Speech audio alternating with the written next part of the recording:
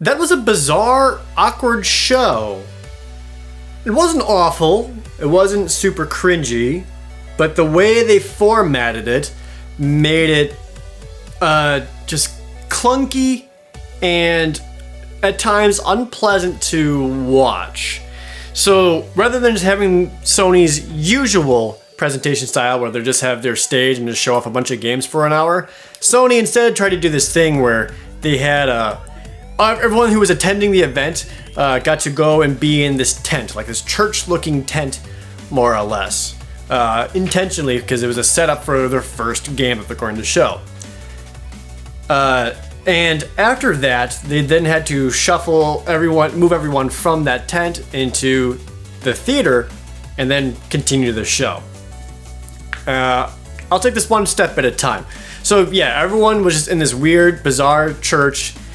Lighting wasn't great, sound wasn't great, but they did use it to set up their first game they're showing off, which was The Last of Us 2, which is a game I'm actually really looking forward to, and they finally showed some gameplay for it.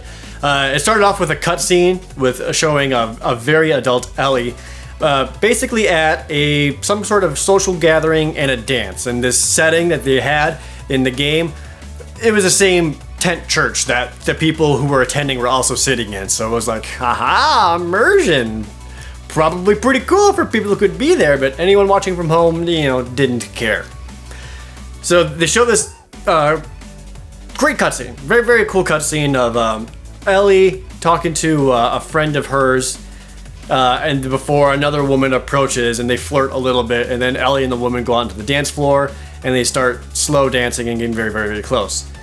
And it was a very, very romantic, tender scene. It was very gripping, very interesting, very intriguing. It was one that I wanted to continue watching. If I was someone who did not know Last of Us at all, I would find this interesting and would want to know more. As someone who does know The Last of Us, I intrinsically wanted to know more because there were so many layers of things happening within the subtext of that scene. And then it uses that to transition into some very visceral gameplay where it actually shows you playing as Ellie.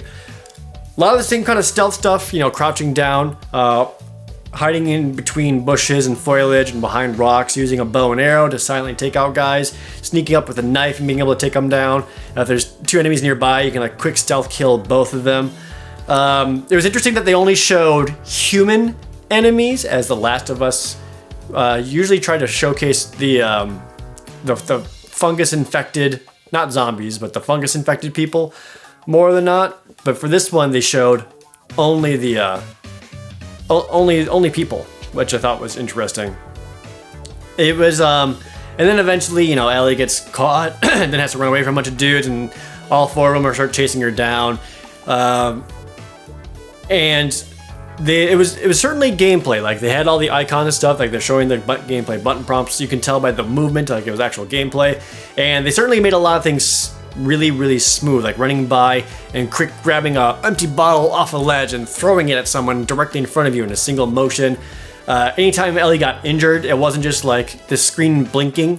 It was Ellie reacting to it and kind of stumbling, so you actually felt the pain of the character. It actually had impact against you anytime you're getting damaged. However, within that, they were also doing a lot of close-up camera movements and really cool dodges and things, and swinging back at them with perfect timing, very cinematic timing, to the point where you could tell that the gameplay is also very scripted. If this is an indicator of what the game's going to be like, great, because I like seeing the dodging mechanic, would love to know more about that, but this is certainly very scripted. It reminds me a lot of when they first showed the first Last of Us's gameplay, where it was Ellie and Joel in that apartment complex and they were sneaking around. And it was very much the same thing, where the final gameplay was in the spirit of that, but it wasn't nearly as cinematic, where, Joel's choking someone and the camera, pushes in and shows his face as his eyes roll in the back of the head and then pulls back out as Joel finishes up. That's not what the final game was, and I feel like they're kind of cheating. They cheated it a little bit, and I feel like that's what they're doing with this Last of Us 2 gameplay. I could be completely wrong, and this is what they're actually going to have when the game comes out, but I am taking that with a huge grain of salt because this is how they treated the first Last of Us. But other than that, it was certainly Last of Us gameplay. A lot of stealth-based stuff. Very visceral, very brutal, very gory at times. They showed a hanging guy getting stabbed and cut open, and his intestines literally fall out and just hang there. It was really gross. But it was nice to see some actual Last of Us 2 gameplay in addition to some new cutscene stuff. So after that was done, this is where some of the awkward stuff ended up. Everyone who was in that tent, who was attending the event, they had to stand up and then have them walk from that tent to the actual theater where they're going to finish up the rest of the conference. So because of that, it took a while. It was like a good, 10, 15 minutes that they basically needed to fill time with. So the camera cuts to the outside and pans down to a bunch of people sitting at a booth. And at a booth, I mean like the same kind of thing you'd see as like at an E3 pre-show or post-show on IGN or Jeff Keighley's bullshit or GameSpot or any of that. They were all there, and you could tell they were just kind of talking with each other and really filling time. And I got the sense that they grossly underestimated how long it would take to shuffle people out of that tent over into the main stage, because it seemed like to take longer than they realized. And they were talking to I forgot his name already. Guy who's been typically head running all the Sony E3 press conferences for the past few years. They were talking with him a little bit, and as they were talking with him at this pre-show booth, he even said, keep your expectations in check. We're not going to have anything completely mind-blowing. We're just going to go in-depth into 4 games. Okay. It's honest of them, sure, but it was still just like an awkward presentation because, we had this awkwardness of waiting for everyone to move around so that we could see more, and then as we're waiting, they're saying like, hey, okay, let's keep your excitement down, let's be real here.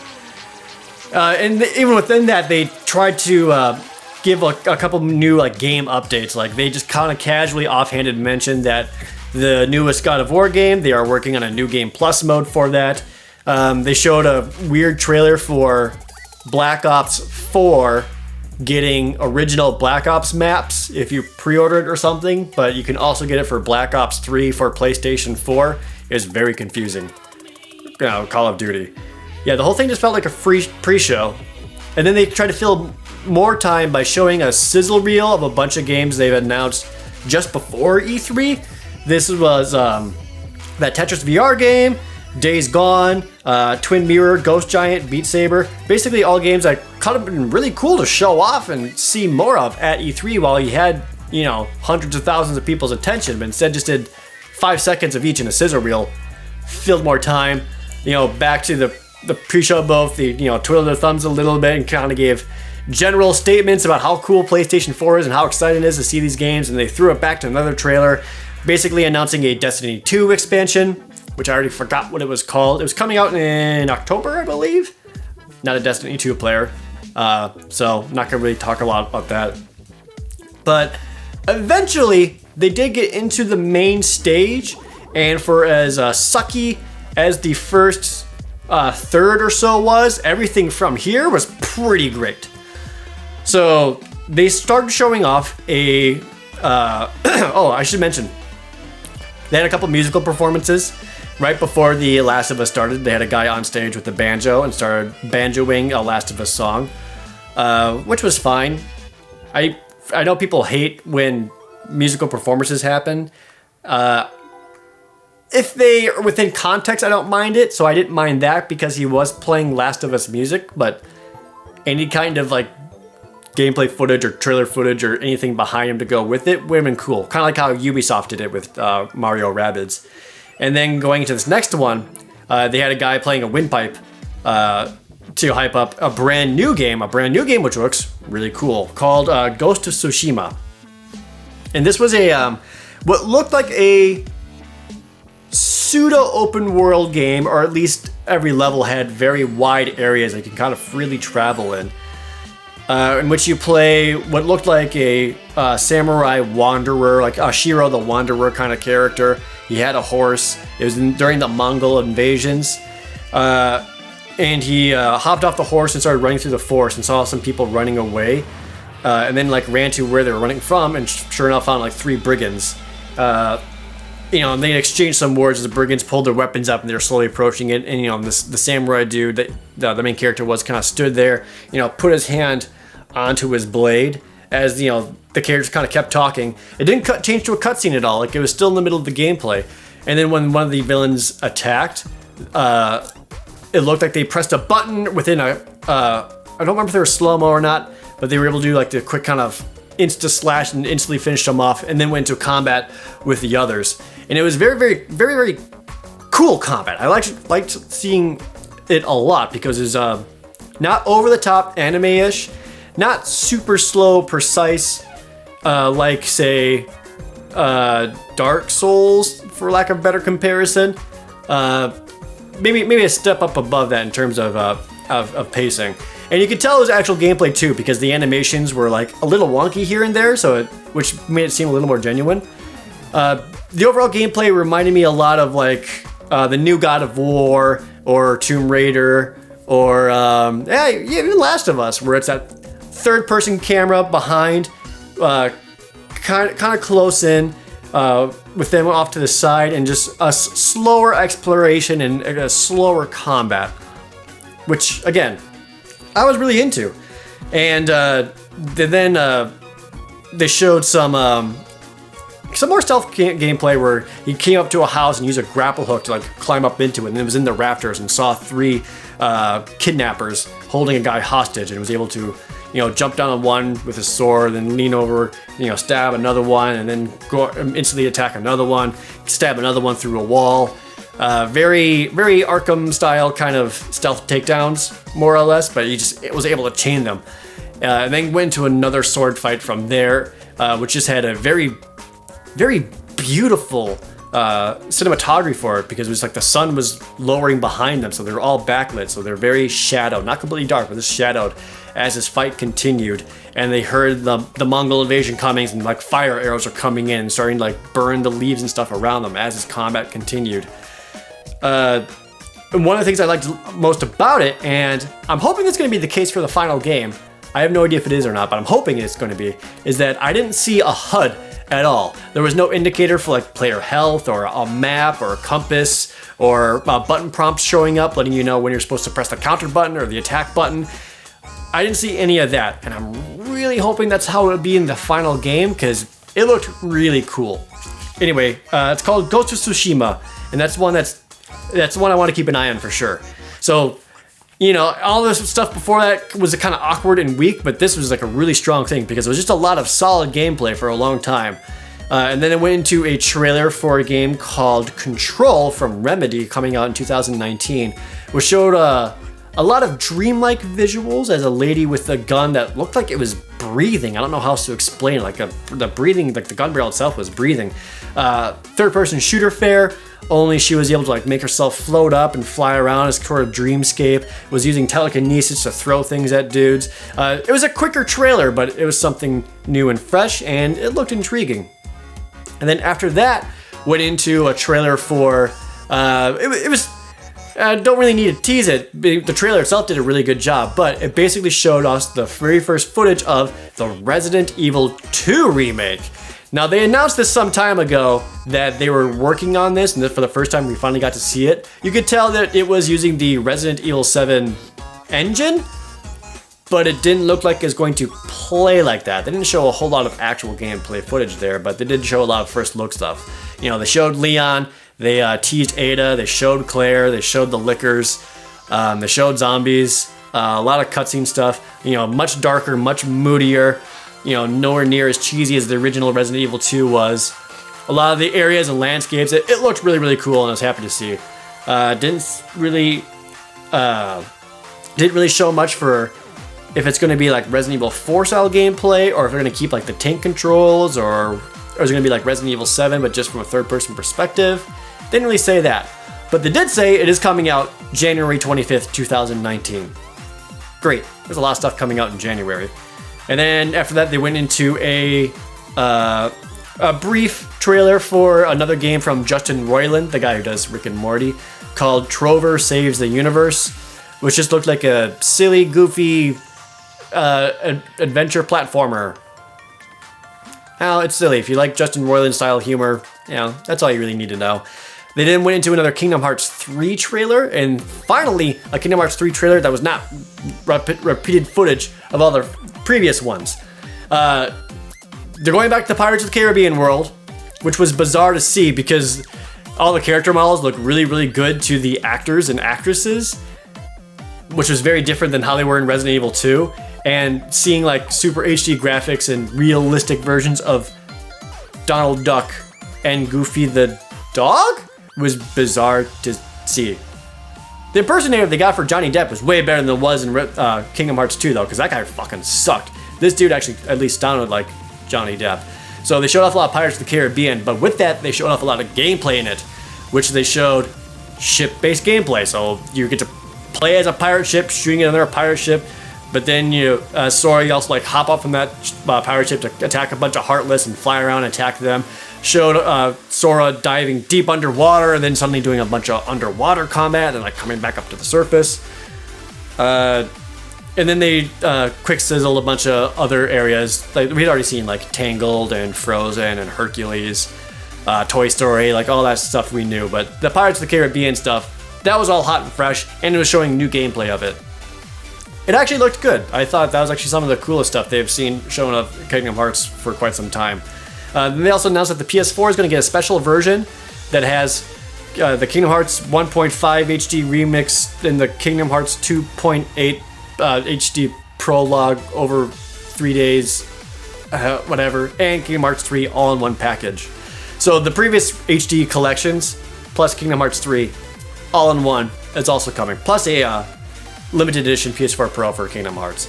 I actually like that. I thought it was one of the better showings for the Kingdom Hearts that they had all conference thus far.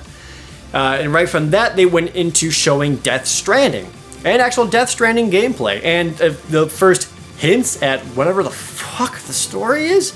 Honestly, the way they did it, they had story bits and they had characters talking, but they did it in such a way where I felt like Hideo Kojima was sitting in the back somewhere just going, yes, speculate away, fools. You'll never figure it out. Because it was just weird and wacky. It showed the baby again. This time he did a wink and not just a thumbs up. But they did show the gameplay a little bit. But it was mostly Norman Reedus walking around gameplay, sometimes climbing things. He was carrying a lot of shit. He had like a big old box on his back. He was carrying a lot of boxes. Sometimes had little box things floating behind him and chaining behind him. They did towards the end, it did show him like take one of those boxes and like shuck it off, and then like it became a gun. So there is going to be some kind of gun-based gameplay. It's also time travel based because they made it sound like if one of the invisible monsters touch you, you like age rapidly or go forward in time or something, which makes sense because Norman Reedus kept trying to reach for this photograph on the ground, which showed Norman Reedus, but then showed like a much older woman than him and then like another kind of older woman than him. So it was like, oh, it's his family, but the age differences there just seemed off for some reason. So it seemed like it might have been his wife or his daughter and they may have gotten like aged weirdly by whatever these creatures are. And then like the last bit of gameplay they showed was him dying, where like a bunch of shadow creatures like grab him and pull him down into a darkness pool. I don't know, it's still trippy as balls, but it was our first sense of what the Death Stranding gameplay is going to be like. And just based on the movement alone, very similar to like how he did in Metal Gear Solid 5. But however it is he's actually going to do it, probably more stealth based. It did show Norman Reedus using like a device that had like a blinky sonar thing that would like look at in different directions, and if it was like it started blinking faster, that means there's an invisible dude there and watch out. Anyway, showed off some Death Stranding gameplay finally. And then they went into a trailer announcement for something I did not expect this soon. They already announced Neo 2, which surprised me. The first Neo was awesome. I actually liked it a lot. I wish I got to play more of it than I actually did, but the first Neo was good. So I am not upset by there being a Neo 2, just did not expect it to be this soon because Neo 1 was just last year. But I guess Neo 2 didn't give a date at all, probably next year, but Neo 2 is on the way. No actual gameplay or anything about it, but just saying it's coming. And then the last thing they showed in the conference was a lot of gameplay from the Sony Spider-Man game, which looked cool. He was zipping around on an island. It was a very Arkham-style combat, but they made the movements and the animation actually look like Spider-Man. In before every review of that game being like, you feel like Spider-Man. They showed different web attacks, using the environment a lot, how quickly through movement you can go, like just a shit ton of Spider-Man villains coming in. It was like Rhino showed up, Scorpio showed up, Electro, Vulture, Mr. Negative. Just very, yeah, so it made a lot of like the Batman Arkham games, but much faster movement, very, very zippy. I like that a lot. And that was it. That's how it ended. So that makes it hard to kind of talk about, as they did some things extremely well. The games that they wanted to talk about, they were really good about showing gameplay and showing extensive gameplay about it. They pretty much said they really want to talk about and show off 4 games, and then with like little ones in between, and they certainly did that. The 4 main games, I believe, were Last of Us 2, Ghost of Tsushima, Death Stranding, and Spider-Man. So those all got like extended times with like little nuggets in between all of those.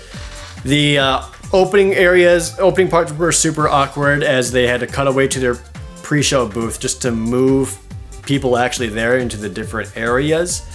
But focusing on the games, glad that we got a lot of gameplay stuff, but it was all gameplay stuff that we knew about and or had actually seen before. Like, we've seen Spider-Man gameplay before. It's good to see more of it, but we've seen it before. Last of Us 2, we've seen cutscenes and stuff before. It was nice to see gameplay footage, but having The Last of Us 1, I feel like we had an idea of what to expect. The Ghost of Tsushima was awesome. I think that was my favorite part, was Ghost of Tsushima, just because it was completely new, knew nothing about it, and just looked really, really cool. I liked Ghost of Tsushima a lot. And then everything else was just kind of stuff we knew about. And then like the stuff that we didn't know about was like, Control and... Control. Yeah, so not a whole lot of new there. Resident Evil 2 Remake, again, that was something we knew about, so it was just nice to finally see, but nothing that was, overblowing me with just super hype. So what he said at the beginning was accurate. It was a good, solid show, and they did a lot of things. What they showed really well, but it wasn't anything mind-blowing or anything like, mega surprise.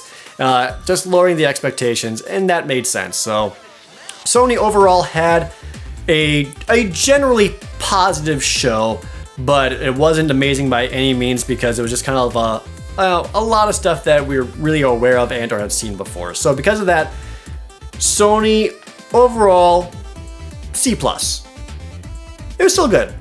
If it was an average show with just the things that they showed, but the fact that he did a good job of really showing these, helped elevate it. And there was a couple of things in there that we got to see the first gameplay of, so it was not a bad show by any means. It started off weird and awkward, yes, but overall the show wasn't that bad. So right now for Sony, yeah, you guys got a C+. Alright, it's above average. Was there anything else from that Sony conference that I missed or didn't talk about?